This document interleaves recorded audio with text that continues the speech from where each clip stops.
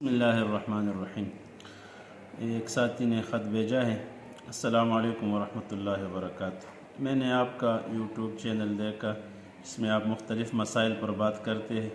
میرے آپ کے کچھ سوالات مجھے چاہیے جو آپ سے درپیش ہے۔ سوالات درج ذیل ہے۔ میری چھوٹی عمر ہونے کی وجہ سے میں ابھی نکاح نہیں کر سکتا۔ ملک کا قانون بھی ہے جو لڑکے یا لڑکی 18 سال سے کم ہے وہ شادی نہیں کر سکتے، تو اس حالت میں اپنی خواہشات پر قابو نہیں روک پاتا، تو اس صورت میں ہم مجزنی کر سکتے ہیں۔ دوسرا سوال لکھا ہے، کیا فحش ویڈیو دیکھنا حرام ہے؟ اگر حرام ہے تو کیوں حرام ہے؟ تیسرا سوال لکھا ہے، فحش باتیں کرنا اپنے دوست وغیرہ سے تو یہ گناہ ہے یا نہیں؟ چوتھا سوال لکھا ہے، فحش عادت ہے اگر گناہ ہے تو اسے کیسے چھوڑ دیا جائے؟ نمبر 5، نظروں کی حفاظت کیسی کی جائے؟ تو وعلیکم السلام ورحمۃ اللہ وبرکاتہ۔ دیکھو، حدیث میں آتا ہے کہ میرا نبی نے فرمایا نکاح میں جلدی کرو۔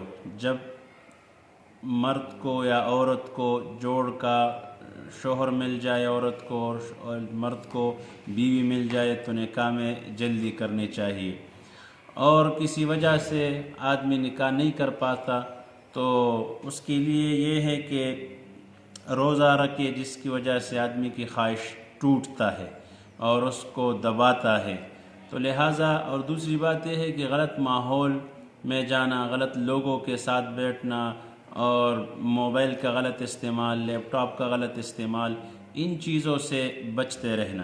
نیک لوگوں کے صحبت کو اختیار کرنا۔ صحبت صالح ترا صالح کند، صحبت طالح ترا طالح کند۔ نیک لوگوں کے مجالس تجھے نیک بنا دے گا اور برے لوگوں کے مجالس تجھے برا بنا دے گا۔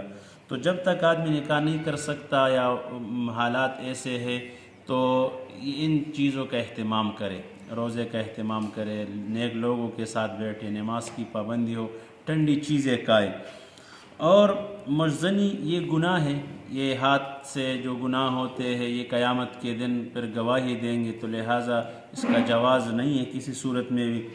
اور فحش ویڈیو دیکھنا حرام ہے، تو کیوں حرام ہے؟ یہ تو اللہ نے حرام کیا ہے کہ اللہ کہتے یہ چیز دیکھو یا نہ دیکھو، یہاں بیٹھو یہاں نہ بیٹھو، یہ سنو یہ نہ سنو۔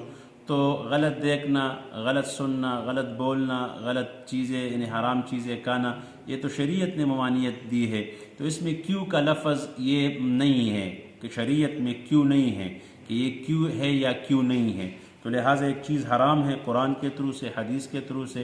بد نظری یہ ہے کہ شیطان کی تیروں میں سے ایک تیر ہے، تو لہٰذا جو آدمی بد نظری کرتا ہے، غلط موویز دیکھتے ہیں، غلط اخبارات دیکھتے ہیں، غلط نظروں کو دوڑاتے ہیں، تو قیامت کے دن ان کی آنکھوں میں، نظروں میں آگ کے سلاخیں ڈال دیے جائیں گے۔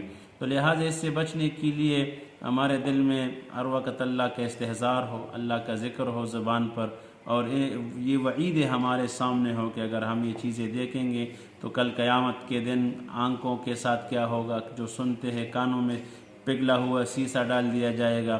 اور ان کے حوالے سے جتنے بھی حدیث اور قرآن کے حوالے جات ہے اس کو علماء کے مجالس میں بیٹھے، نیک لوگوں کے مجالس میں بیٹھے قرآن کی تلاوت ہو اور توبہ استغفار ہو، جو کمی کوتاہی ہو جائے فوراً اس پر ندامت ہو۔ حدیث میں آتا ہے اذا سرت کا حسنتک واذا ساءت کا سیئتک فانت مومن، جب تیری گناہ تجھے خفا کرے اور تیری نیکی تجھے خوش کرے تو مومن ہے۔ تو لہٰذا یہ انسان ہے، کمی کوتاہی ہوتی رہتی ہے، لیکن بہرحال غلط عادتیں کیسے چھوڑ دے؟ تو غلط عادت یہ ہے کہ نیگیٹیو ہیبٹس آدمی سے تب نکلتے ہیں جب آدمی غلط جگہوں سے پرہیز کرے، غلط لوگوں سے پرہیز کرے، غلط ماحول سے پرہیز کرے، اس لیے کہ بندہ غلام ہے ماحول کا۔ تو ان عادات کو، ان راہوں کو، ان لوگوں کو، ان بیٹھکوں کو، ان حجروں کو، ان مارکیٹوں کو، ان پارکوں کو چھوڑنا پڑے گا، تب آدمی سے غلط عادتیں نکلتی ہے۔ تو اللہ پاک جو آپ نے لکھا ہے، اللہ پاک ہمیں، اور جو میں نے آپ کو بتایا، اللہ پاک اس پر ہمیں عمل کرنے کی توفیق عطا فرمائے۔ نام نہیں بتایا جون سا بھی ہے، بہرحال یہ میں نے آپ کو عرض کر دی، اس پر عمل کریں، انشاءاللہ فائدہ ہوگا۔